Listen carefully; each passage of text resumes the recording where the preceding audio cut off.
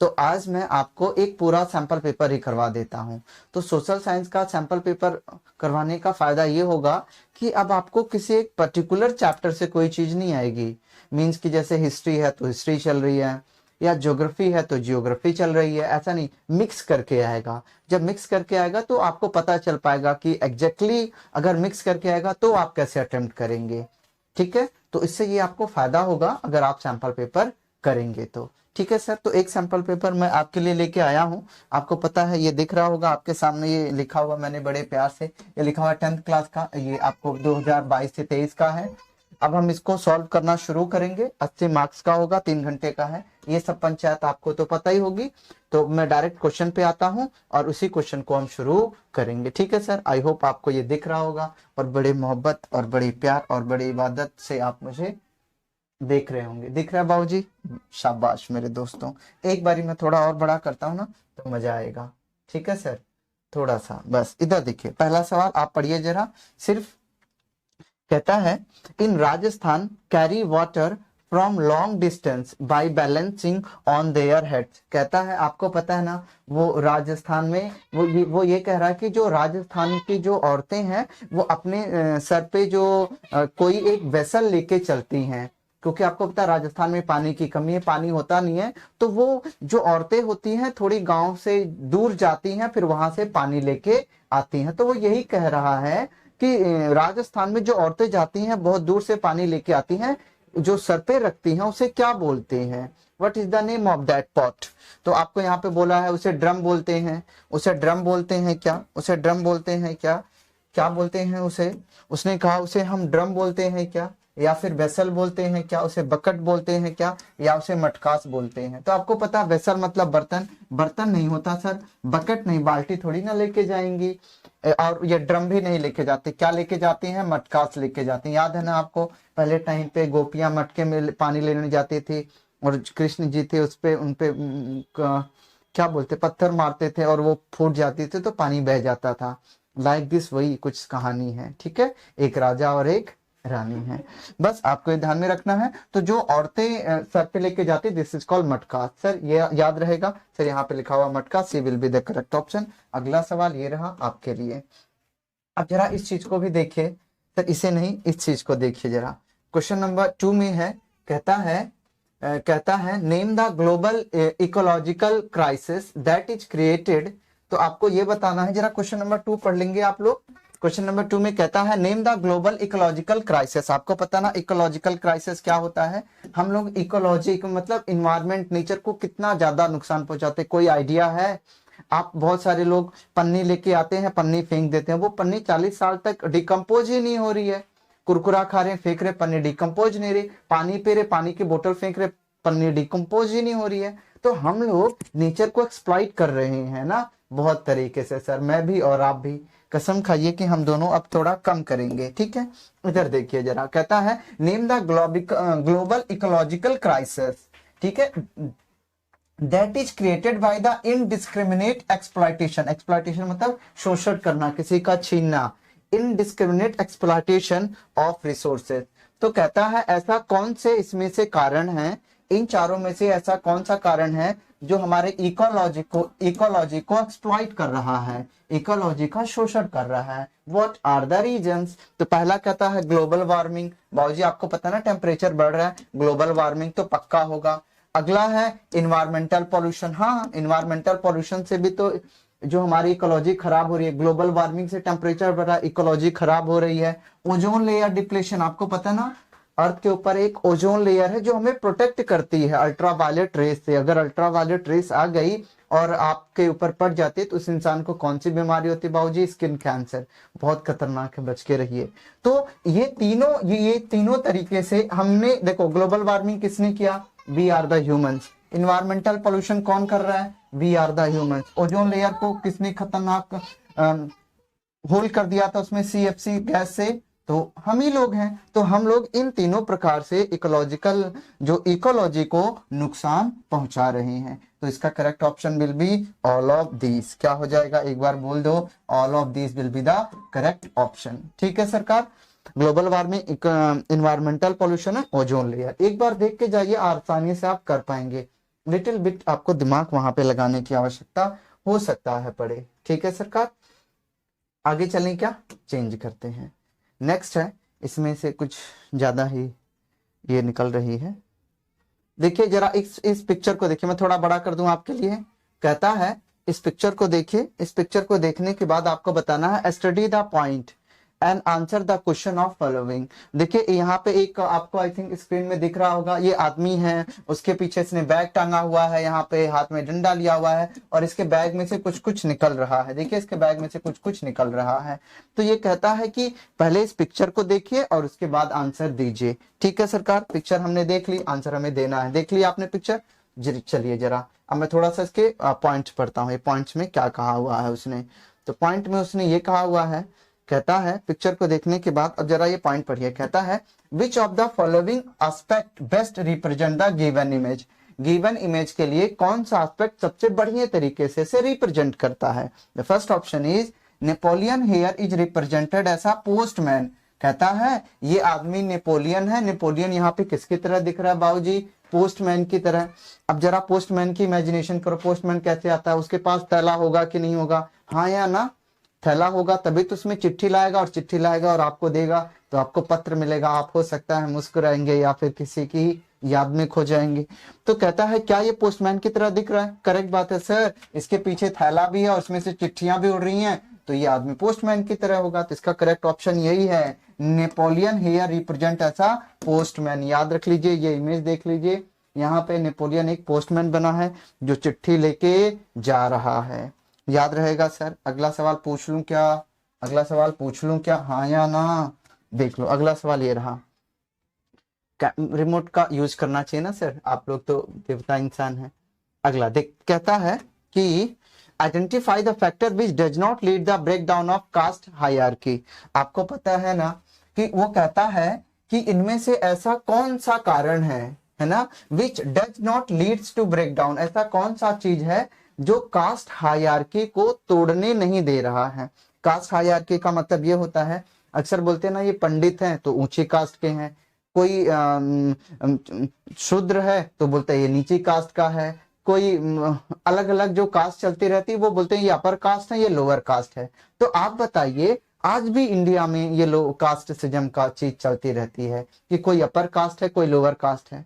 तो कहता है ऐसा कौन सा कारण है जो कास्ट को तोड़ने नहीं दे रहा है, ऐसा कौन सा कारण है कि जो अभी भी लोग कास्ट के चक्कर में फंसे हुए हैं। चार ऑप्शंस आपके सामने हैं सर। पहला कारण, कौन लोग हैं जो आज चाहते हैं कि कास्ट बनी रहे इस धरती पे, इस इंडिया में, आपको बताना है। ऑप्शन से रहा सरकार, पहला ऑप्शन है ऑक्यूपेशनल मोबिलिटी, मतलब कि मान लीजिए कोई यहाँ पे रहता है, किसी की कहीं और जॉब लग गई तो वहां पे जाके वो जॉब कर रहा है, लोग इधर उधर मूव कर रहे हैं, इस वजह से कास्टिज्म चल रहा है क्या इंडिया में, अरे नहीं, इस वजह से तो कास्टिज्म कम होता है बाबूजी, ये गलत ऑप्शन। अगला है लार्ज स्केल अर्बनाइजेशन। अर्बनाइजेशन का मतलब समझिए कि जब लोग गांव छोड़ के शहरों में लगते हैं, जब जो लोग शहरों में लगते हैं उसे अर्बनाइजेशन बोलने लग जाते हैं। तो वो बोला क्या अर्बनाइजेशन के कारण अभी भी कास्टिज्म चल रहा है, अरे नहीं, जब लोग अर्बन होते हैं, सोच बड़ी होती है तो वो कास्टिज्म को खत्म करते हैं, ये भी आंसर नहीं होगा। अगला है growth of literacy and education. कहता है कि अगर आप खुद ही बताइए, अगर लोगों के अंदर पढ़े लिखे होंगे, इलिटरेट पीपल नहीं, लिटरेट पीपल अगर हो जाएंगे और उनकी एजुकेशन बढ़ेगी, वो तो कास्ट को नहीं मानेंगे, तो ये भी करेक्ट ऑप्शन नहीं होगा। तो अब लास्ट एंड खतरनाक ऑप्शन जिससे आपको बच के रहना है, this is called religious teaching. ये जो धर्म की टीचिंग दी जाती है, जो धर्म सभाएं की जाती हैं, जहाँ पे लोग धर्म की बातें करते हैं, वही लोग कास्टिज्म को खत्म होने नहीं देते हैं। वही लोग कहते हैं हम ब्राह्मण हैं तो ये काम करेंगे, तुम शूद्रा हो तो ये काम करोगे। कौन लोग सर? रिलीजियस टीचिंग, धर्म के लोग जो धर्म के टीचिंग्स देते हैं, आप उनसे बच के रहिए। मैं तो बच के रहूंगा, आप पढ़ लिया ना मैंने, याद रखना क्या है। ये जो रिलीजियस टीचिंग है, जो धर्म की टीचिंग देते हैं, वही लोगों के मनों में जहर भरते हैं कि वो तुम ऊंचे हो और वो नीचा है, छूना नहीं उसे। ठीक है सरकार, अगला सवाल ये रहा आपके लिए, है ना, रिलीजियस टीचिंग, धर्म, किसी बाबा के चक्कर में नहीं पड़ना, ना जी ना, हमसे ना हो पाएगा। अगला सवाल ये रहा, कहता है arrange the following in a correct sequence. कहता है आपको इसको करेक्ट सीक्वेंस में अरेंज करना है। ठीक है, आ जाओ बाबू जी, पहले पढ़ लेते हैं, जब तक पढ़ोगे नहीं अरेंज कैसे करोगे। बोलो तारा। अगला है iron ore is melted, limestone is added, the slag is removed, coke is burn to the heat and the ore. कुछ ये आयरन को मेल्ट कर रहा है और लाइमस्टोन ऐड करने की बात कर रहा है, ठीक है मैंने समझ लिया। अगला है transport of raw material from the plant, मतलब कहीं से कच्चे माल को प्लांट में लेके आने की बात कर रहा है, फिर कुछ बनाने की बात कर रहा है, मैं समझ गया। अगला है पिग आयरन। पिग आयरन मतलब ये एक आयरन का प्रकार होता है, जैसे कई चीज होते हैं ना, तो कई प्रकार की कोई चीज होती है। मान लीजिए ना इंसान है तो इंसान भी कई प्रकार के, वैसे जो लोहा है उसके भी कई टाइप्स होते हैं, कोई अच्छा है कोई बेकार है, कोई लिटिल अच्छा है कोई बहुत ही ज्यादा अच्छा है। तो पिग एक टाइप है आयरन का, सुअर नहीं सर, वो गलत मत समझे please. Pig iron is a further purified by the melting and oxidizing the impurities. Manganese, nickel, chromium is added and then rolling, preserving, casting and forging is done. Okay, तो कहता है कि जो आयरन होता है, पिग आयरन को हम melt करते हैं, फिर ऑक्सीडाइज करते हैं, उसमें क्या मिलाते हैं, मैग्नीशियम, निकल, क्रोमियम को मिलाते हैं, उसकी रोलिंग करते हैं, फिर कास्टिंग करते हैं, कोई शेप देते हैं, फिर फर्जिंग करते हैं। फर्जिंग का मतलब उसे बहुत अच्छे तरीके से बनाना, ठीक है, इधर उधर कुछ निकला उकला ना हो। मान लीजिए आपने कोई बोल्ट बनाया है, तो बोल्ट में कोई चीज दाएं बाएं ना निकला, बिल्कुल अच्छा सा बोल्ट, उसे बोलते हैं फोर्जिंग। फोर्जिंग करते हैं। ये थर्ड पार्ट है, कहता है molten material is poured into the mould. अच्छा आपको पता है ना, ये पता है पोर का मतलब होता है डालना, मोल्ड का मतलब क्या होता है। मान लीजिए आपको ऐसा कटोरा बनाना है लोहे का, तो आप लोहे को पिघला के एक कटोरे की शेप में लोहे को डाल दोगे, तो जब लोहा ठंडा हो जाएगा तब वो कटोरा बन जाएगा। तो ये जो शेप है इसे बोलते हैं मोल्ड, जो शेप है दिस इज कॉल्ड मोल्ड, ठीक है। तो कहता है इसे आपको अरेंज करना है। तो आप सबसे पहले मान लीजिए कोई भी फैक्ट्री, आप कोई भी धंधा कर रहे हो, आप कोई फैक्ट्री लगा रहे हो, कुछ भी बिस्कुट ही बना रहे हो आप, अगर कुछ भी बनाओगे, मान लीजिए अगर आप बिस्कुट बनाओगे, तो सबसे पहले आपको रॉ मटेरियल चाहिए कि जिससे बिस्किट बनेगा। आटा चाहिए ना, अगर आटे से बिस्कुट बनना तो सबसे पहले रॉ मटेरियल चाहिए। तो बाबूजी याद रखो, कोई भी फैक्ट्री लगाओ, कोई भी धंधा करोगे, पहले आपको रॉ मटेरियल चाहिए, कच्चा माल हो कच्चा, ठीक है। तो आपको रॉ मटेरियल चाहिए, तो देखिए सबसे पहले रॉ मटेरियल की कहां बात होगी, कहता है transport of raw material to the plant. ये सबसे पहले अंदर प्लांट के अंदर आप रॉ मटेरियल को लेके आएंगे। यहाँ पे प्लांट जो है सर पौधे वाला प्लांट नहीं होता, जहां पे कोई भी चीज बनती है उसे भी हम प्लांट ही बोलते हैं, याद रखिए। तो सबसे पहले कच्चे माल को कहां पे लेके आएंगे, प्लांट में। ये मेरा फर्स्ट ऑप्शन होना चाहिए। बस मुझे पता है, अब मैं आगे ये चीजों को देखने की कोशिश करता हूं, तो हो सकता है कि ये मेरा फर्स्ट हो जाए। एंड सेकंड कहता है, अच्छा हाँ, तो ये हो गया ना, रॉ मटेरियल हम प्लांट पे लेके आएंगे। तो अब आप देखिए जो ये दूसरा है वो पहले नंबर पे कहाँ है, तो देखिए सर पहले नंबर पे तो 1 है, ये नहीं होगा। पहले नंबर पे ये दूसरा है सर, ये हो सकता है। पहले नंबर पे ये भी दूसरा है, ये भी हो सकता है। देखिए यहाँ पे पहले नंबर पे 4th है, तो ये नहीं होगा। मतलब अगर कॉमन सेंस से करोगे ना तो भी सवाल हो जाने हैं। देख रहे हो मैंने क्या किया, मैंने सिर्फ एक दिमाग लगाया कि रॉ मटेरियल सबसे पहले चाहिए, तो रॉ मटेरियल कहाँ पे है पहला, देखो यहाँ पे भी दे रखा है और यहाँ पे भी दे रखा है, मतलब या तो ये होगा या फिर ये होगा। Let's check it out. देखिए सेकंड के बाद फिर फर्स्ट दिया, यहाँ पे भी सेकंड के बाद फर्स्ट दिया, यहाँ पे सेकंड के बाद 4th दिया है, यहाँ पे फर्स्ट के बाद 3rd दिया है। तो आप देखते हैं, अब आप देखो जरा 4th और 3rd में पहले कौन आएगा या लास्ट में कौन है। 3rd पढ़ते हैं। 3rd कहता है pig iron is further purified by the melting, ठीक है सरकार, मेल्टिंग ऑक्सीडाइजिंग, अब याद रखना। और 4th है मोल्ट मटेरियल इज, आप बताओ अगर आप किसी चीज को बनाओगे, 4th कहता है कि molten material is poured into the mould of called pig. इसका मतलब ये हुआ कि जो आयरन को जब आप पिघलाओगे ना, तो आप किसी मोल्ड में डालोगे, तब उसकी शेप बनेगी। जब शेप बनेगी तो उभड़ खाबड़ कहीं से निकला हुआ रहेगा, फिर आप उसे फोर्ज करोगे, अच्छे से एकदम बना दोगे कि हाथ में किसी के चोट ना लगे। तो यही है। तो सबसे पहले आप कोई भी चीज बनाओगे, तो जब फैक्ट्री में, जब प्लांट में आपका कच्चा माल आएगा, तब उसको मोल्डिंग करोगे। मोल्ड का मतलब जिस शेप में बनाना चाहते हो उस शेप के जैसे बर्तन में उसे डालोगे। तो ये 3rd बिल पहले आएगा, ठीक है सरकार। तो कहाँ पे आएगा, एंड 4th फिर, तो 3rd पहले आएगा, 4th बाद में आएगा। तो अब आपको ध्यान में रखना है। तो ये देखिए ये वाला है ना, ये 3rd होगा। तो देखिए 4th वाला 3rd कहाँ पे हो रहा है, बी में हो रहा है, और ये वाला लास्ट में। जो फोर्जिंग का काम होता है हमेशा लास्ट में, फोर्जिंग का काम हमेशा लास्ट में होगा, तो देखो फोर्जिंग वाला लास्ट में, तो थर्ड लास्ट में जाना चाहिए। तो देखो थर्ड लास्ट में correct option will be B is correct option, C गलत हो जाएगा।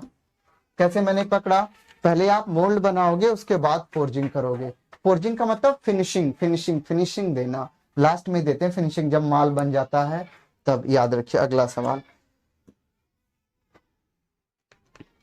कहता है रीपेमेंट, देखिए जरा, repayment of loan is dependent upon, कहता है repayment of loan is dependent upon, ठीक है ना सरकार, आपको क्या करना है, रीपेमेंट करनी है। कहता है repayment of loan is dependent upon, repayment किसके ऊपर डिपेंड करती है। आप ऐसा समझिए, सपोज कीजिए आपने कहीं से लोन ले लिया है, करेक्ट है, आपने क्या ले लिया है बाबूजी, लोन लिया है।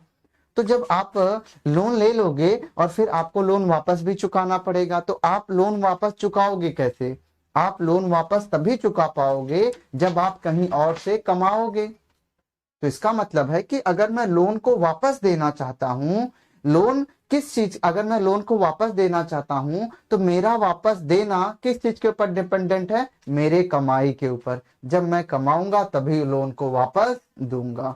तो यही कह रहा है कि रीपेमेंट ऑफ लोन, वापस जब पेमेंट करते हैं लोन को, वो किस बात के ऊपर डिपेंड करता है, वो डिपेंड करता है सर किस बात के ऊपर, chance of winning Gamble. Sir आप लोन को वापस करने के लिए जुआ खेलोगे, नहीं सर, इसके ऊपर डिपेंड नहीं करता है। चांस ऑफ विनिंग बेट, शर्त लगा लोगे किसी से सर, तब लोन को रीपेमेंट करोगे, लोन वाले तोड़ देंगे आपको अगर आप ऐसा नहीं करो, ऐसा करोगे तो ये भी नहीं होगा सरकार, ठीक है।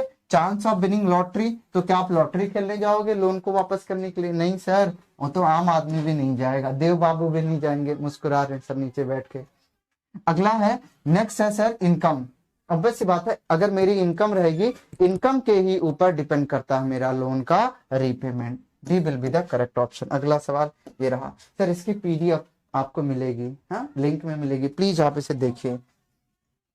नेक्स्ट सवाल है ना आपका, कहता है मैच द फॉलोइंग। सर जब भी आपको मैच करना आ जाए तो आप तो मैच मेकिंग में बेस्ट ही हो, मैच तो कर ही दोगे ना, कैसे मैच करेंगे जरा देखिए। कहता है सबसे पहले एक मैच मेकिंग में ना सिर्फ एक पकड़ लीजिए जो आपको 100% आता है, मैच मेकिंग में एक पकड़ लीजिए जो आपको 100% आता है, बाकी अपने आप को जाने हैं।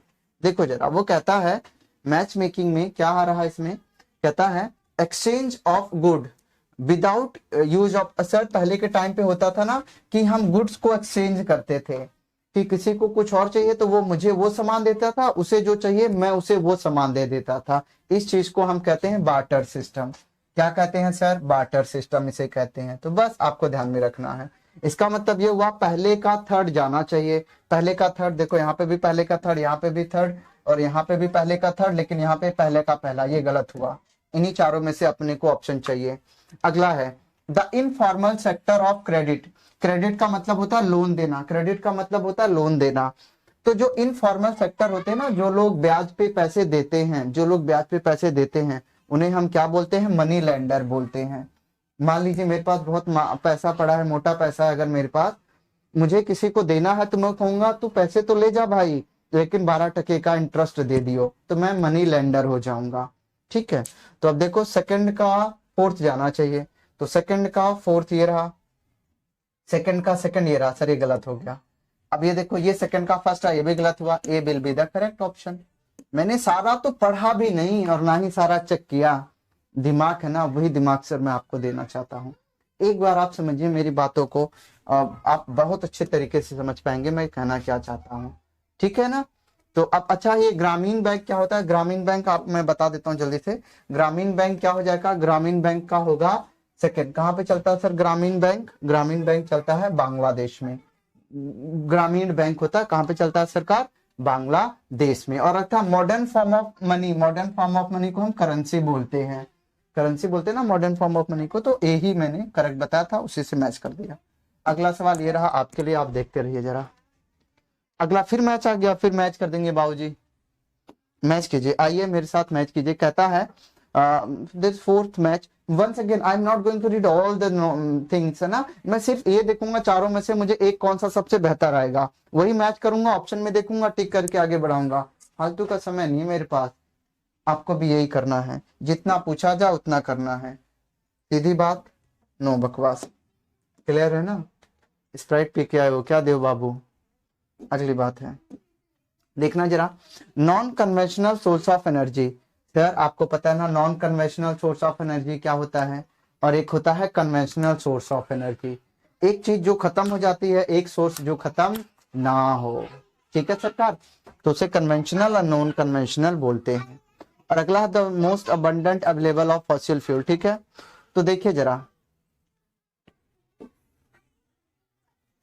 आगे चलते हैं, कहता है conventional non conventional source of energy क्या होता है। Non conventional source of energy वो होता है जो से आप बार बार रीयूज कर सके, नॉन कन्वेंशनल, जिसे हम बार बार यूज करते हैं, non conventional source of energy, ठीक है। जैसे सनलाइट आप बार बार यूज कीजिए, हवा आप बार बार यूज कीजिए, नॉन कन्वेंशनल। और कन्वेंशनल जिसे एक बार खत्म यूज किया वो खल्लास हो जाएगा, जैसे आपने कोयले को एक बार जला दिया वो राख बनेगा, दोबारा से राख कोयला नहीं बनेगा, वो कन्वेंशनल सोर्स ऑफ एनर्जी है। और नॉन कन्वेंशनल क्या, जिसे आप बार बार यूज कर सकते हो, जैसे आप देख लो सन है, उसे आप बार बार यूज करते हो, तो कन्वेंशनल में क्या आएगा, कोल नहीं, नेचुरल गैस नहीं, पेट्रोलियम। सर पेट्रोलियम कन्वेंशनल है, एक बार पेट्रोल गया तो गया बाबूजी, तो करेक्ट ऑप्शन नॉन कन्वेंशनल का सोलर है। सोलर मतलब सनलाइट, तो नॉन कन्वेंशनल क्या क्या हो जाएगा सर, सोलर है, याद रहेगा, नॉन कन्वेंशनल का सोलर है। तो अब हम देख लेते हैं जरा, क्या देखने के लिए मैंने कहा, पहले का फोर्थ कहाँ पे है, पहले का सेकंड भी अब बाबूजी मेरे हमसे ना हो पाएगा, पहले का फोर्थ, पहले का फोर्थ, पहले का फोर्थ, मतलब इन्हीं तीनों में से एक ऑप्शन है, मैं आगे चटका दूंगा। अब कहता है conventional source of energy, conventional मतलब जिसे एक बार यूज करो तो खत्म हो जाए, उसे हम क्या कहते हैं, कन्वेंशनल सोर्स ऑफ एनर्जी, ठीक है। देखिए कन्वेंशनल यहाँ पे पेट्रोलियम भी है और कन्वेंशनल यहाँ पे कोल भी है। तो अगला कहता है the most clean energy resource found in associated with और विदाउट पेट्रोलियम।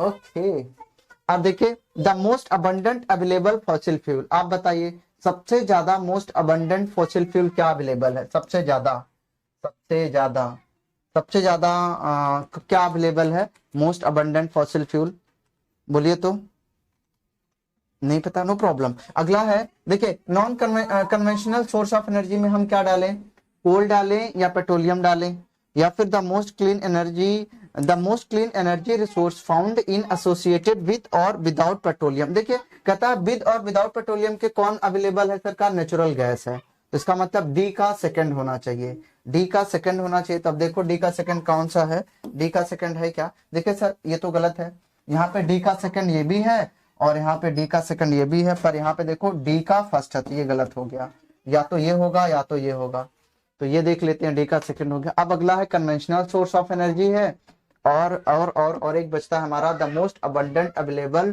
फॉसिल। अबंडेंट का मतलब होता है जो हर जगह हो, जो हर जगह मौजूद हो, मोस्ट अबंडेंट है, और कन्वेंशनल सोर्स ऑफ एनर्जी है। तो अगर आप देखोगे ना सरकार, मेरे हिसाब से the correct answer will be, इसका होगा जो मोस्ट अबंडेंट फॉसिल फ्यूल होगा वो कोल हो जाएगा, और कन्वेंशनल सोर्स ऑफ एनर्जी हो जाएगा पेट्रोल हो जाएगा।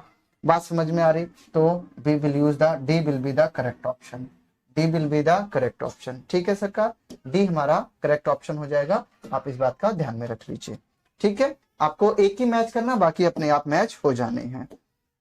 समझ में आया, ये बातें कुछ करना नहीं है, मैच करते चलना है, ठीक है, अपने आप हो जाएगा। नेक्स्ट है अगला, जल्दी देखिए, कहता है लिटरेसी। लिटरेसी का मतलब होता है जो पढ़े लिखे लोग हैं, लिटरेट पीपल है, और इलिटरेट का मतलब अनपढ़ लोग हैं। कहता है what is a literacy rate among women in India according to the census 2001। कहता है अकॉर्डिंग टू 2001 की जनगणना के अनुसार हमारे देश में कितनी परसेंट महिलाएं हैं जो पढ़ी लिखी हैं, आप सोच के बताइए कितनी परसेंट महिलाएं भारत में पढ़ी लिखी हैं, सोच के बताना। Option are 29%, 100%, 33%, 54%। बच्चा भी जानता है कि 100% महिलाएं पढ़ी लिखी नहीं है, पढ़ाते ही नहीं ना लोग, तो होंगी कहां से, आप बताइए। 39%, 29%, 33%, 54%। आप सोच के देखिए 54% महिलाएं हमारे देश में सिर्फ पढ़ी लिखी है, मतलब लगभग आधे के करीब अनपढ़ हैं, ठीक है सरकार। ये कौन बताता है, 2021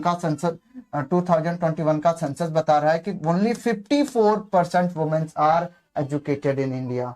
आधी महिलाएं अभी पढ़ी लिखी नहीं है, हमें पढ़ाना पड़ेगा, वही काम मैं कर रहा हूं, बोलो हाँ। सर थोड़ी तारीफ कर देता हूं, आपको बुरा ना लगे। ठीक है, अगला है, कहता है over 50% of workers in a Bombay cotton industry in 1911 came from which neighbour district. कहता है कि 1911 में जब बॉम्बे में कॉटन इंडस्ट्री लगी थी तो वहां पे 50% वर्कर एक ही डिस्ट्रिक्ट से आ गए थे। तो 1911 में जब बॉम्बे की कॉटन इंडस्ट्री लगी थी तो वहां पे कौन से डिस्ट्रिक्ट ऐसा था जहां पे वहां पे उस कॉटन मिल में एक ही डिस्ट्रिक्ट के बहुत सारे आदमी आ गए थे। वो कौन सा डिस्ट्रिक्ट था? तो याद रखिए सरकार, देखिए रतलम नहीं था सर, मुंबई का थाने में नहीं होगा सर, अंधेरी सर, अपने को तो उजाला चाहिए, आप अंधेरे में क्यों जा रहे? ना सर, सबसे मोस्ट रत्नागिरी। ठीक है, अगर आपका रतन गिर जाएगा तो फैक्ट्री में जाके काम करना पड़ जाएगा। ठीक है ना सर, इसीलिए याद रखिए, अपने रतन को संभाल के रखिए। बोलो हाँ, रत्नागिरी ही एक ऐसा डिस्ट्रिक्ट था जहाँ पे 1911 में बॉम्बे कॉटन इंडस्ट्री में ढेर सारे लोग पहुंच गए थे। क्या करने के लिए? काम करने के लिए। बोलो हाँ, क्योंकि काम करेंगे तो पैसा आएगा तो लोग कहते हैं कि इज्जत आती है और सम्मान रहता है सोसाइटी में। पता नहीं सर, आगे चलते। देखिए असर्शन और रीजनिंग एक है, वो मैं बाद में करवाऊंगा क्योंकि इट्स नीट, आपको अच्छे से समझाना पड़ेगा। अभी वक्त का थोड़ा कमजोरी है मेरे पास, है ना, आप इस बात को थोड़ा समझिए। Now this is the ones again matching and all the things. सबसे पहले मैं बताता हूँ कैश रिजर्व रेशियो क्या होता है, एक एक शब्द को समझेंगे। और क्रेडिट मनी क्या होती है, कोऑपरेटिव सोसाइटी आपको पता होना चाहिए, अपने जुबान पे होना चाहिए। सबसे पहला कोऑपरेटिव सोसाइटी है, क्रेडिट मनी है, cash reserve ratio the higher cost of borrowing है। देखिए कैश रिजर्व रेशियो का मतलब होता है ना, हर बैंक अपने बैंक के अंदर कुछ अमाउंट कैश में हमेशा रखता है। उसे उस बैंक को कौन कहता है रखने के लिए? RBI, reserve bank of India. क्योंकि रिजर्व बैंक ऑफ इंडिया ना माई बाप है सारे बैंकों का, चाहे पीएनबी हो, एसबीआई। भाई एसबीआई वाले तो काम ही नहीं करते, 3 दिन से मैं दौड़ रहा हूँ। ठीक है सरकार, आप ध्यान में रखिए, चाहे पीएनबी हो, एसबीआई हो, या फिर बैंक ऑफ बड़ौदा हो, फलाना ढिमकाना हो, कोई भी हो, आप इस बात का ध्यान में रख लीजिए कि उन सबका माई बाप कौन है? RBI, reserve bank of India ही है जो उसको चलाता है। तो अब एक बात को समझिए जरा, अगर रिजर्व बैंक ऑफ इंडिया उनको चलाता तो रिजर्व बैंक ऑफ इंडिया ने बोला है हर बैंक को कि देखो बैंक वालों, तुम लोग अपने पास कुछ amount of money her branch में फिक्स रखोगे। क्यों? क्योंकि मान लीजिए किसी एक आदमी के घर में शादी आ गई या कोई बीमार हो गया अचानक उसे अपने सारे के सारे पैसे चाहिए और आपके ब्रांच में पैसे नहीं रह गए तो ब्रांच मैनेजर पैसे कहां से देगा? फिर तो बेचारा का आदमी निपट जाएगा, उस पैसे का क्या फायदा? इसीलिए हर बैंक में कुछ अमाउंट ऑफ जो कैश होता है वो रिजर्व रखा जाता है, उसे कहते हैं कैश रिजर्व रेशियो। ठीक है, याद रखिए। तो वही एक कैश रिजर्व रेशियो होता है, the minimum amount of deposit that commercial bank has to hold reserve with the central bank. ठीक है, ये कहता है सेंट्रल बैंक के साथ कुछ रिजर्व रेशियो को रखना पड़ता है। देखिए सरकार, इस क्वेश्चन को आपको ये समझ में आ जाएगा कि कैश रिजर्व रेशियो का मतलब ये होता है कि कुछ, और ये भी यहाँ पे जो पॉइंट लिखा हुआ उन्होंने ये बताया हुआ है कि जो आरबीआई जिन बैंकों को गाइडलाइन देता है या आरबीआई जिन्हें लाइसेंस देता है कि आप जाके वहां पे बैंक लगा सकते हो, तो बैंक वाले को भी कुछ पैसा आरबीआई को देके रखना पड़ता है। किस बात के लिए? कि कल को अगर मान लो कोई पर्टिकुलर बैंक है वो लोगों का पैसा लेके भाग जाए तो आरबीआई उस पैसे से लोगों का कुछ पैसा वापस दे पाएगा। इस बात को भी हम कैश रिजर्व रेशियो भी बोल सकते हैं, हाँ या ना। अगला होता है कोऑपरेटिव सोसाइटी। कोऑपरेटिव सोसाइटी अगला है, ओके अगला है क्रेडिट मनी। क्रेडिट मनी जो उधार देते हैं, क्रेडिट मनी उधार देते हैं तो क्या होगा? A large part of earning of borrowing is used to repay the loan। और अगला small scale organisation formed by the people themselves, foreign money, future money claimed against an individual that can use to buy goods and services, a certain amount of deposit। देखिए सरकार, सी का तो fourth हो जाएगा, तो देख लेते हैं सी का फोर्थ कहाँ है? सी का फोर्थ, सी का फोर्थ, सी का थर्ड, सी का फोर्थ, तो ये गलत हो गया, सी का थर्ड है ना, तो आउट ऑफ कवरेज है ये। ठीक है सरकार। अब कोऑपरेटिव सोसाइटीज क्या होती है? कोऑपरेटिव सोसाइटीज ये होती है सरकार कि कोऑपरेटिव सोसाइटी स्केल, ये देखिए small scale organisation formed by the people themself, जब कुछ लोग मिलके अपनी एक ऑर्गेनाइजेशन फॉर्म कर लेते हैं उसे बोलते हैं कोऑपरेटिव सोसाइटी। मतलब फर्स्ट का सेकंड, फर्स्ट का सेकंड, फर्स्ट का सेकंड, फर्स्ट का सेकंड, फर्स्ट का फर्स्ट, ये गलत हो गया, मतलब ये दोनों तो गलत है। ये देखो फर्स्ट का सेकंड है, ये फर्स्ट का सेकंड है, इन्हीं दोनों में से कोई एक होगा। कोऑपरेटिव सोसाइटी समझी, जब कुछ लोग इकट्ठा मिल जाते हैं और एक ऑर्गेनाइजेशन बनाते हैं, कोऑपरेटिव सोसाइटी। अगला क्रेडिट मनी, जो पैसा देता है। क्रेडिट मनी पैसा देने का मतलब होता है, हाँ credit money, a large part of earning of borrowing is use to repay the loan, इसे बोलते हैं क्रेडिट मनी। ठीक है सरकार, तो बी का फर्स्ट किसमें है, बी का फर्स्ट ये रहा, this will be the correct option, this will be the wrong one.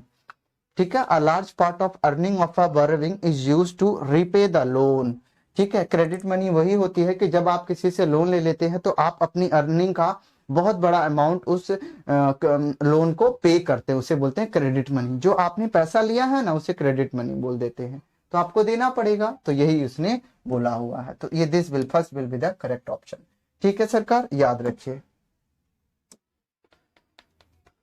अगला है बेस्ड, नेक्स्ट कहता है based on the data given.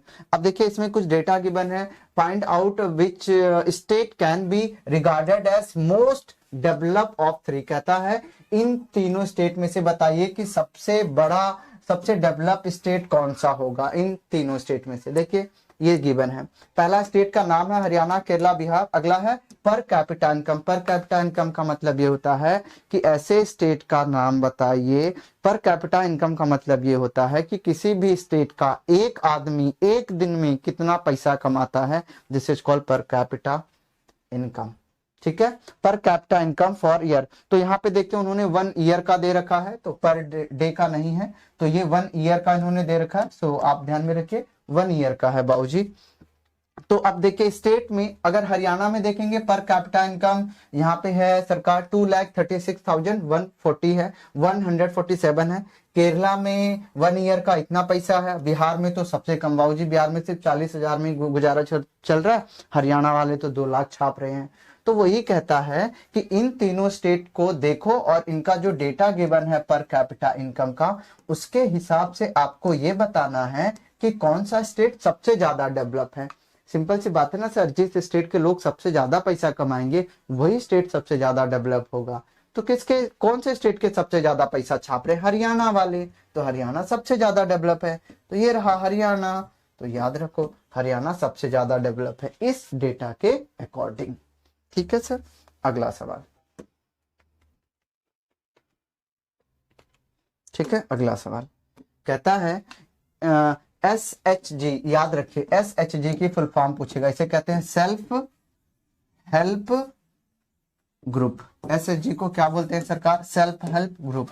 SHG को सेल्फ हेल्प ग्रुप बोलते। कहता है in SHG most of the important decision regarding saving and loan activities are taken by. याद रखिए सेल्फ हेल्प ग्रुप का मतलब होता है कुछ लोग होते हैं वो इकट्ठा हो जाते हैं और वो कहते हैं सब लोग कुछ कुछ पैसा देंगे, सब लोग कुछ कुछ पैसा देते हैं, तो वो पैसा एक जगह इकट्ठा हो जाता है और उन्हीं सब लोगों में से जिस आदमी को जरूरत है, मान लीजिए किसी आदमी को अचानक उन्हीं में से बीमार पड़ गया या किसी की बेटी की शादी आ गई, बेटे की शादी आ गई, घर बनवाना है, तो वो जो पैसा इकट्ठा किए रहते हैं ना, उस पैसे को कहां पे दे देते हैं, उस पैसे को दे देते हैं उस आदमी को, ताकि उस आदमी का काम हो जाए और उस आदमी से वो, उस आदमी का काम हो जाता है। इस तरीके से काम करता है कौन, सेल्फ हेल्प ग्रुप।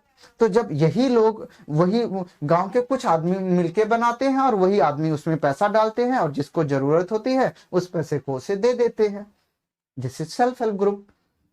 तो कहता है सेल्फ हेल्प ग्रुप में डिसीजन कौन लेगा, आ जाओ देखते हैं। गवर्नमेंट, अरे गवर्नमेंट क्यों लेगी भाई, गवर्नमेंट का कोई रोल ही नहीं है। नॉन गवर्नमेंट ऑर्गेनाइजेशन, अरे बनाया अपन लोगों ने तो नॉन गवर्नमेंट ऑर्गेनाइजेशन, क्यों, ग्रुप लीडर लेंगे या ग्रुप मेंबर लेंगे। याद रखिए ग्रुप लीडर भी नहीं लेते, ग्रुप का लीडर नहीं लेता डिसीजन, ग्रुप के मेंबर लेते हैं डिसीजन। अगर ग्रुप के मेंबर कहेंगे किस आदमी को दो, पैसा जाएगा, कहेगा नहीं दो तो पैसा नहीं जाएगा। ग्रुप लीडर नहीं, ग्रुप मेंबर, यहीं पे आप धोखा खा जाएंगे।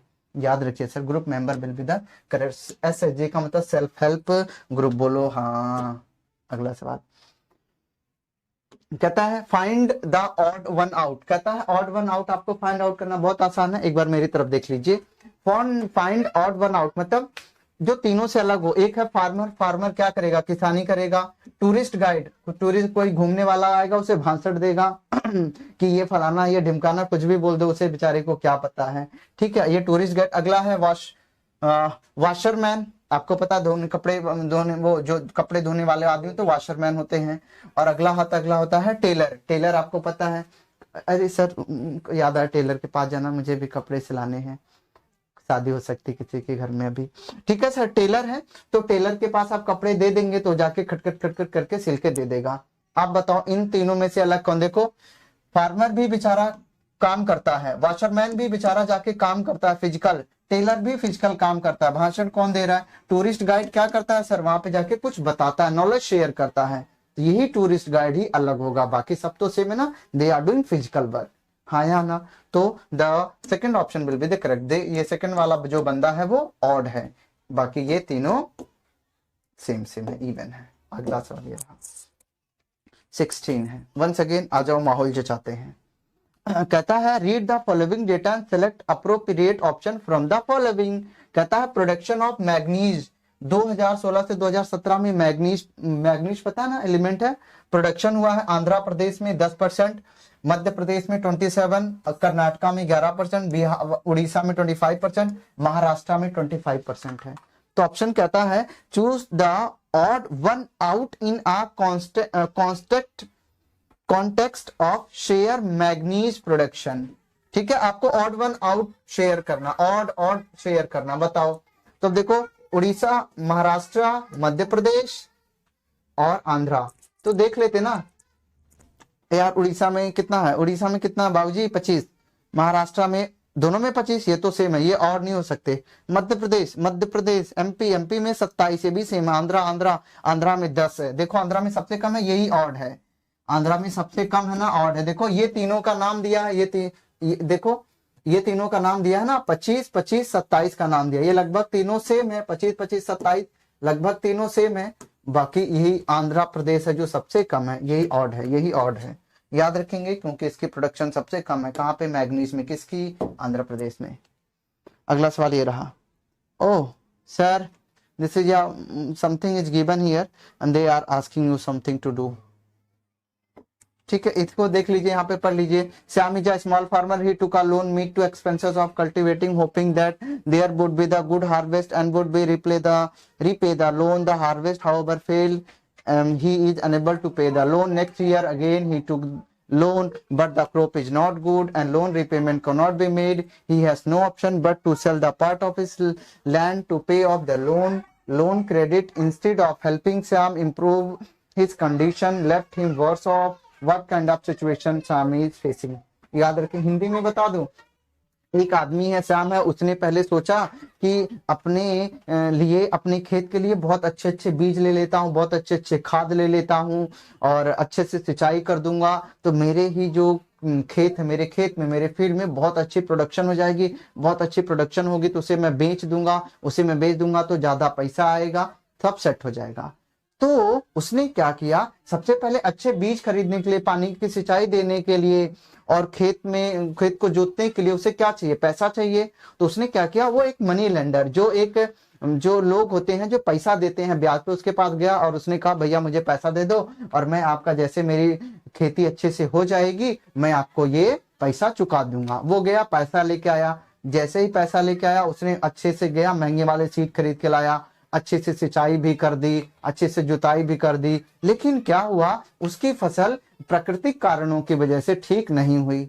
अब जैसे ही वो फसल ठीक नहीं होगी तो बिकेगी नहीं तो पैसा नहीं आएगा, तो वो लोन दे नहीं पाएगा। अब लोन नहीं दे पाएगा तो बस, अब लोन नहीं दे पाएगा तो उसका लोन नहीं दिया उसने, तब वो जो लोन लेने वाला है वो तो अपना पैसा बनाता रहेगा, क्योंकि वो अपना प्रिंसिपल भी लेगा और इंटरेस्ट को भी लेगा।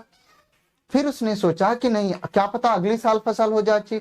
फिर उसने अगले साल भी ट्राई किया, लोन का ही अगले साल ही ट्राई किया, अगले साल फिर वही बोया, अच्छी मेहनत करी, लेकिन फसल तो हुई पर इतनी अच्छी नहीं हो पाई कि उससे इतने पैसे मिले कि वो लोन वाले पैसे दे पाए, क्योंकि ब्याज बनता रहता है ना, तो वो दिन बाय दिन बढ़ता ही रहता है, जिसकी वजह से वो लोन चुका नहीं पाएगा। अब होगा क्या, उसने क्या सोच के लोन लिया था, उसने ये सोच के लोन लिया था कि उसकी कंडीशन सुधर जाएगी। उल्टा हो गया भाई साहब, उल्टा क्या हो गया कि उसकी कंडीशन सुधरी नहीं और बिगड़ गई, क्योंकि अब वो लोन के चपेटे में आ गया, अब लोन तो कभी दे नहीं पाएगा। इसकी वजह से उसे क्या करना पड़ेगा, अपने खेत को भी बेचना पड़ेगा ताकि लोन को चुका सके। आप समझ रहे मेरी बात को? तो वो यही कह रहा, इस सिचुएशन को हम क्या कहते हैं, आप बताइए। उसको अपना खेत बेचना पड़ा, क्यों? क्योंकि उसने लोन लिया था, ठीक है, और लोन को इंग्लिश में डेट बोलते हैं, डेट, ठीक है सरकार, और इसी को कहते हैं डेट ट्रैप। आपको कोई भी लोन देगा और फिर वो क्या बनाता रहेगा, इंटरेस्ट आपके ऊपर बनाता रहेगा, डे बाय डे इंटरेस्ट बनता रहेगा, तो आप लोन में दबते चले जाएंगे और एक ऐसी सिचुएशन आएगी आप लोन नहीं दे पाएंगे और अपने घर की गहने हो सकते हैं, खेत हो सकता है, या कोई भी बहुमूल्य चीज बेचेंगे। This is called debt trap, ठीक है सरकार। याद मत, कभी भी किसी से किसी भी हालात में जीवन में लोन नहीं लेना है अनटिल अनलेस कि आपको उसको पे करने के लिए सफिशिएंट अमाउंट ऑफ घर में हर वक्त मनी हो। सुन रहा है ना तू काम की बात। अगला सवाल सर, तो इसे क्या बोलते हैं इस सिचुएशन को sir? Debt trap. Loan trap बोलते हैं क्या? Nazi Nazi Nazi. Credit trap बोलते हैं? नहीं नहीं नहीं नहीं नहीं नहीं नहीं। टैरिफ ट्रैप, टैरिफ मतलब होता है जैसे बिजली आती है ना घर में, तो बिजली का मीटर रीडिंग लेके जाता आपको, वो देता है, तो उसे टैरिफ बोलते हैं। वो टैरिफ नहीं है सर, ये इसे बोलते हैं डेट ट्रैप बोलते हैं। क्या बोलते हैं? Debt trap. डेट ट्रैप याद रखिए, लोन ट्रैप नहीं होता है, लोन ट्रैप, क्रेडिट ट्रैप भी नहीं है, डेट ट्रैप होता है, याद रखिए। ये गांव इलाकों में बहुत तगड़े से चल रहा है, तो किसी कहीं से भी आपको लोन नहीं लेना, याद रख लीजिए, ठीक है। अगला सवाल ये रहा, ओके कहता है final product and intermediate goods. आपको पता है ना, जब आपको कुछ मिलेगा तभी तो माल बनाओगे ना आप, ठीक है। तो कहता है फ्लोर, अगर आटा मिलेगा, शुगर मिलेगा, बिस्कुट, ऑयल मिलेगा, देखो तेल, चीनी और आटा मिल जाएगा ना, तो आप क्या बना दोगे? बिस्किट बना दोगे। उसी प्रकार कहता है अगर आपको शर्ट बनानी है, क्या बनानी है सरकार? शर्ट बनानी है, तो शर्ट आप किससे बनाओगे? किस चीज से आप शर्ट बनाओगे? आपको इंटरमीडिएट प्रोडक्ट बताने हैं। शर्ट बनाने के लिए आपको क्या क्या चाहिए? तो देखिए सरकार, शर्ट बनाने के लिए सबसे पहले यान चाहिए और फैब्रिक चाहिए और बटन चाहिए। This will be the correct है। देखो जो टेलर है ये तो आदमी हो जाएगा, हमें इंटरमीडिएट प्रोडक्ट चाहिए, टेलर नहीं चाहिए। टेलर तो चाहिए but he is asking for intermediate product, बीच वाला प्रोडक्ट चाहिए हमें, तो टेलर तो इंक्लूड नहीं होगा, ठीक है सरकार, ये बात आपको ध्यान में रखिए। और इंटरमीडिएट प्रोडक्ट में देखिए से कहता है क्लोथ। क्लोथ का मतलब होता है कपड़ा, जब वो बन जाता है तब हम उसे कपड़ा बोलते हैं, तो ये सर ये नहीं होगा, ठीक है। नीडल, स्विंग मशीन, यान नहीं चाहिए सरकार, ठीक है, ये चाहिए बट ये intermediate, the intermediate product will be D, यान, फैब्रिक एंड बटन चाहिए, ठीक है। ये इंटरमीडिएट पूछा है तो टेलर नहीं होगा इसमें, क्लोथ जब बन जाता तो नहीं होता, और ये स्विंग मशीन तो चाहिए नहीं अभी फिलहाल के लिए, ठीक है सरकार, ये भी नहीं होगा। Intermediate product will be D. अगर आप इन तीनों को मिलाएंगे तो आपका शर्ट बनकर तैयार हो जाएगा और आप मस्त पहन के घूमिए। अगला सवाल question number 19, what are the question number 19 is saying that sir, कहता which of the following statement is incorrect regarding the interpretation of history. Oh, अगर आप हिस्ट्री को इंटरप्रिटेट का मतलब होता है आप ऑब्जर्व कीजिए हिस्ट्री के बारे में कि क्या गलत हो सकता है ना, उसे कहते हैं इंटरप्रिटेट करना, समझ डेवलप के अनुसार। कहता है Indian begins looking into the past discover India's great achievement. हाँ आपको पता ना, हर इंडियन यही सोचता है हम लोग पहले कितने महान थे, हम लोगों ने फलाना ढूंढ लिया, हम लोगों ने ढिमकाना ढूंढ लिया है, तो इंडियन, ये तो बात सही है हमारी हिस्ट्री की। Many prominent writer wrote about the glorious development in ancient time. हाँ ये भी बात सही है कि पहले के टाइम पे बहुत सारे ऐसे राइटर हुए थे जो हमारी पुराने समय में जो हमने ग्लोरी अचीवमेंट करी है उसके बारे में उन्होंने लिखा, ये बात सत्य है। अगला, the Indian saw Britishers as backward and primitive incapable of governing themself. Governing, देखो वो कहता है कि इंडिया ने क्या देखा कि जो ब्रिटिशर्स है ना वो बैकवर्ड है और प्रिमिटिव है और इनकैपेबल ऑफ गवर्निंग देमसेल्फ है। इंडिया ने कभी ऐसा सोचा नहीं। इंडिया, अगर आप देखोगे, अगर हिस्ट्री को आप देखोगे तो आप कहोगे कि जो ब्रिटिश लोग थे वो गवर्निंग करने में इनकैपेबल थे, जबकि उन्होंने हमारे ऊपर 200 ईयर्स राज किया। ये गलत स्टेटमेंट है सर, वो कैपेबल थे, तो दिस विल बी द गलत स्टेटमेंट है ना। तो थर्ड क्या हो जाएगा, ये इनकरेक्ट है, मतलब D will be the incorrect statement, ठीक है, याद रखिए D will be the incorrect statement. अगला 20 कहता है is important element in a BJP, कहता blank is important element in BJP. BJP बोले, बीजेपी मतलब Bharatiya Janata Party. Conception of India nationalhood and politics, कहता है कि जो बीजेपी पार्टी है ना, वो अपने बीजेपी पार्टी का जो कंसेप्ट है वो किस चीज के ऊपर है। जो बीजेपी है वो पॉलिटिक्स तो करती है, तो उसका कंसेप्शन किस चीज के ऊपर, उसका मेन कंसेप्ट क्या है। पहला कंसेप्ट तो है नेशनलिज्म, नेशनल, ठीक है ना सरकार। नेशनहुड उसका कंसेप्ट है कि वो नेशनलिज्म के ऊपर बात करती है, भारत के प्रति प्यार, भारत के प्रति मोहब्बत के ऊपर। जो बीजेपी पार्टी वो भारत के प्रति प्यार के ऊपर पे टिकी हुई है, ठीक है। अब कहता है, उसने यही कहा हुआ है कि एक नेशनलिज्म तो है, इसी की वजह से वो क्या करती है, पॉलिटिक्स करती है, भारत के प्रति प्यार जगाती है और लोगों के बीच में फिर पॉलिटिक्स करती है, राज करती है। और क्या कारण है, और कौन सा इंपॉर्टेंट चीज है। तो कहता है पॉलिटिकल नेशनलिज्म या रिलीजियस सेकुलरिज्म या कल्चरल नेशनलिज्म या फिर कल्चरल सेकुलरिज्म। समझिए जरा, आप खुद ही सोच के बता दोगे। जो बीजेपी है ना, वो किस चीज के बारे में हमेशा बात करती रहती है, सोचो। हमेशा बात करती रहेगी, हमारे देश में ये हमारी सनातन धर्म परंपरा है, हमने ये किया है, हमारा ऐसा है, हमारा वैसा है, यही बात करते हैं ना बीजेपी वाले। तो बस हमें आंसर मिल गया। किसकी बात करते हैं, कल्चरल नेशनलिज्म। कल्चरल नेशनलिज्म का मतलब है कि हमारा कल्चर कैसा था। बीजेपी जो पार्टी है वो नेशनलिज्म और कल्चरल नेशनलिज्म के ऊपर पॉलिटिक्स करती है, ठीक है, कि हमारा कल्चर कैसा था, हम पहले कैसे थे, अभी कैसे हैं, क्या क्या बदलाव आ गए हैं, पहले हम कैसे कपड़े पहनते थे, कैसे हमारा व्यवहार था, किस प्रकार हम एजुकेशन लेते थे एंशिएंट टाइम में, और अभी क्या है, उसके ऊपर बात करती है बीजेपी हमेशा। आप देखेंगे तो, अगर ध्यान से देखेंगे पॉलिटिक्स को, तो वो हमेशा हर बाहर चीज में किसको लेके आएंगे, देश को लेके आए जाएगी बात में। तो वो देश के ऊपर बात करेगी और किसके ऊपर बात करेगी, हमारे कल्चर के ऊपर। दो ही है, ठीक है सर, याद रखिए कल्चरल नेशनलिज्म। तो C will be the correct option. BJP के लिए यही है, कल्चरल नेशनलिज्म और नेशनलहुड के ऊपर ही वो पॉलिटिक्स करती है, ठीक है सरकार। अब हम आ चुके हैं, तो C will be the correct option. अब हम आ चुके हैं, ए हमारा खत्म हो गया, 20 क्वेश्चन मैंने करवा दिए हैं। These are the some few questions. आप एक बात कीजिए सर, इस क्वेश्चन पेपर को आप प्लीज लिंक से डाउनलोड करना है, आपको घर पे सॉल्व करना है, इसका सॉल्यूशन भी साथ में मिल जाएगा आपको। और अगर किसी में डाउट होगी तो वीडियो में आप कमेंट करेंगे, अगर आप कमेंट करेंगे तो मैं ये इन क्वेश्चंस को आपको कैसे याद करना है, जैसे ये वाले ना 2-2 नंबर में section B, section C, section D, इन क्वेश्चंस को कैसे याद करना है वो मैं आपको बता दूंगा। और आप इसी के ही क्वेश्चन पेपर में जाके मैप चेक कीजिए, मैंने मैप वाला ढेर सारी वीडियो बनाई है, उसी से ही आपका काम हो जाएगा, ठीक है सरकार। तो फिर हम अभी के लिए इतना रहने देते हैं, मिलते हैं नेक्स्ट वीडियो में। आप देखते रहिए, और मैंने कहा नहीं, अगर आपको अच्छा लगता है और आपको चीजें समझ में आती है तो आप चाहें तो सब्सक्राइब भी कर सकते हैं, ठीक है सरकार। और अपने दोस्त को भी शेयर कीजिए, थोड़ा उसकी भी मदद हो जाएगी, थोड़ा मेरे भी मदद हो जाएगी, मेरे फायदे के लिए, ठीक है सरकार। तो मिलता हूं मैं आपसे अगली वीडियो में।